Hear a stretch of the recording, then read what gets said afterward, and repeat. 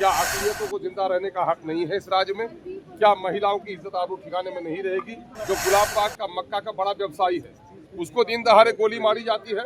आज कोई नया बात नहीं है। हम लोग जानते हैं उनका चश्मा जो पहने हुए हैं वो विरोध का चश्मा पहने हुए हैं, तो हर काम को बुरा लगता है, विरोध करते रहते हैं। तो लॉ एंड ऑर्डर नाम की क्या चीज बाकी रह गई है यहाँ पर? ये सरकार पूरे तौर पर कहीं न कहीं मैंने बलात्कारियों को संरक्षण देने वाली, कहीं न कहीं से लुटेरों को संरक्षण देने वाली और अक़लियतों पर जुर्म ढाने वालों को छूट देने वाली सरकार बनकर है। हमारे बच्चों का हॉस्टल कहाँ बने, कैसे बने, उसको हम लोग दिखवाते हैं और जो गलत होता है उस पर एक्शन किया जाता है। कि अब बेटी पढ़ाओ बेटी बचाओ का नारा कहाँ गुम होकर रह गया है। दूसरी तरफ हना नाम की एक 6 बच्चे की मां के साथ उसको उठाकर बलात्कार किया जाता है और उसको गेहूं के भूसा में छुपा कर रखा जाता है। और वो आपने देख लिया, कपड़ा के व्यवसायी अतहर हुसैन की मॉब लिंचिंग लोगों ने कर दिया, झूठा आरोप लगाया और पुलिस की नाअहली की वजह से उसकी मौत हो गई, उसका मर्डर हो गया। अब कयूम नाम से भिरवा स्थान का एक आदमी को मार डाला इन्हीं लोगों ने। आप देखेंगे कि शहजादे नाम के एक व्यवसायी है कपड़ा के यहाँ पर बेगूसराय के, और उनको 2023 में धमकाया और उसका मामला ये हुआ कि 2023 में उसने केस किया, जालिम उस पर रहा, जेल में रहा और 2025 में उसको मार डाला गया और सरकार कुछ भी नहीं कर पा रही।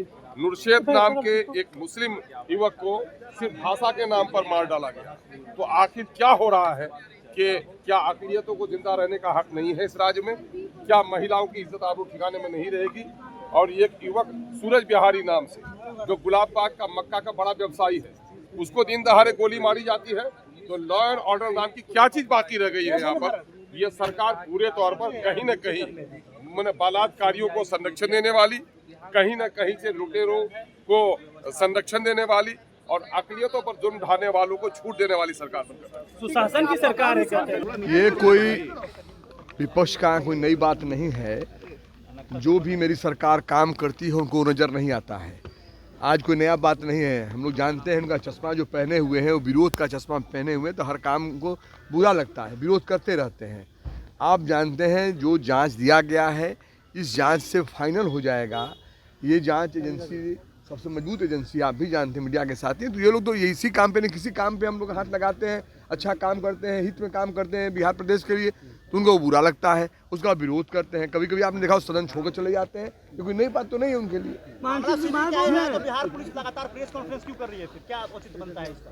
सीबीआई जांच इसलिए हुई है जिससे बड़ा एजेंसी कुछ हो सकता है, उसमें फाइनल हो जाएगा। सर एक सवाल है कि चलिए आप सीबीआई जांच करवा रहे हैं, कह रहे हैं कि जांच हो रही है, लेकिन जिस तरीके से हॉस्टल खुल रहे हैं, कोई नियम नहीं है, कोई नॉर्म नहीं है, कहीं भी हॉस्टल खुल जा रहे हैं, इसको लेकर सरकार गंभीर है, क्या कुछ करने वाली है? आप जानते हैं कि इस पे चिन्हित होता है तब बनता है। आपने देखा होगा नेता का निर्णय जब भी हुआ है बिहार के तमाम बच्चों के हित में होता है।